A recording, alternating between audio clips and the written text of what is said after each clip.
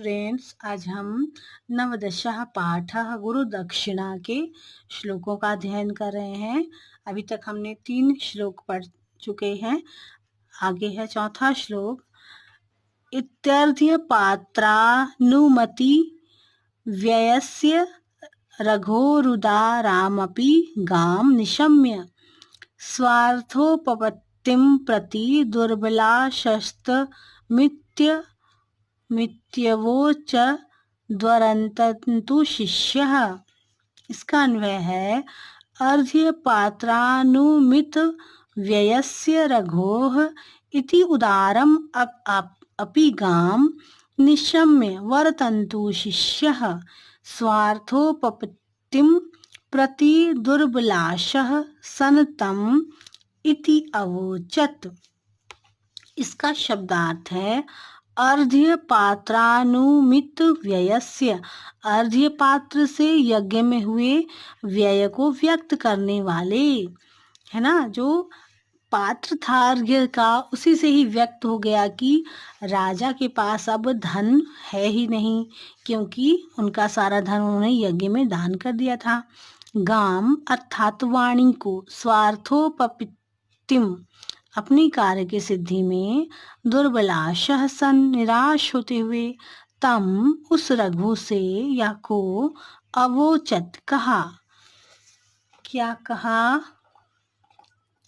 अर्ध्य पात्र से यज्ञ में हुए व्यय को व्यक्त करने वाले रघु की इस प्रकार की उदार वाणी को सुनकर वरतंतु के शिष्य ने अपने कार्य की सिद्धि में निराश होते हुए उस रघु से कहा, क्योंकि उन्होंने अर्ध्य पात्र को ही देख लिया कि राजा रघु के पास स्वर्ण का पात्र तक नहीं है, तो वो उन्हें 14 करोड़ स्वर्ण मुद्राएं कहाँ से देंगे।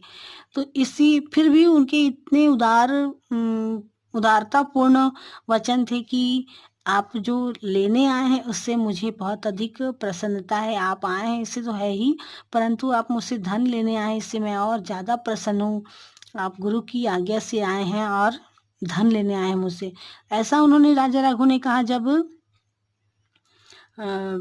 कौत्स को। तो उनके मन में ये लगा कौत्स कि इनके पास तो धन है भी नहीं, फिर ये इतनी उदारतापूर्ण बातें किस तरह से करें, ऐसा विचार उनके मन में आया। तो फिर उन्होंने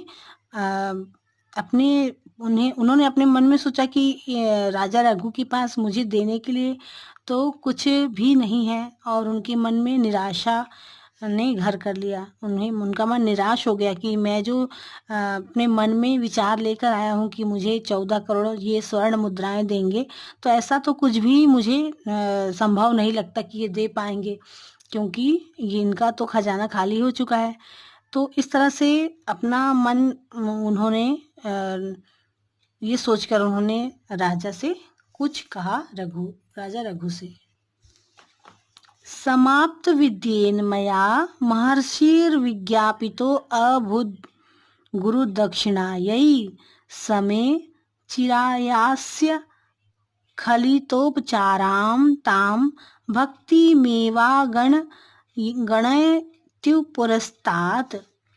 इसका अन्वय है समाप्त विद्येन मया महर्षिः गुरुदक्षिणायै विज्ञापितः अभूत् स च चिराय अस्खलितोपचारां तां भक्तिम एव पुरस्तात् अगणयत्। इसका शब्दार्थ है समाप्ति विद्येन मया, समस्त विद्याओं को पढ़ने के बाद मैंने गुरुदक्षिणा के लिए विज्ञापितः प्रार्थना की, चिराय बहुत दिनों तक, अस्खलितोपचाराम नियम पूर्वक की गई, ताम भक्तिम उस गुरु सेवा को, पुरस्तात् श्रेष्ठ दक्षिणा, अगणयत गिना अर्थात माना।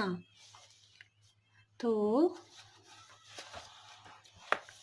समस्त विद्याओं को पढ़ने के बाद मैंने महर्षि वरतंतु से गुरु दक्षिणा के लिए प्रार्थना की थी, और उन्होंने बहुत दिनों तक नियम पूर्वक की गई उस गुरु सेवा को ही श्रेष्ठ दक्षिणा माना, और उन्होंने मुझे गुरु दक्षिणा के लिए देने के लिए नहीं कहा, मेरी सेवा को ही उन्होंने मेरी गुरु दक्षिणा माना। तो आज के लिए इतना ही। अपनी अगली क्लास में हम अगले श्लोक का अध्ययन करेंगे।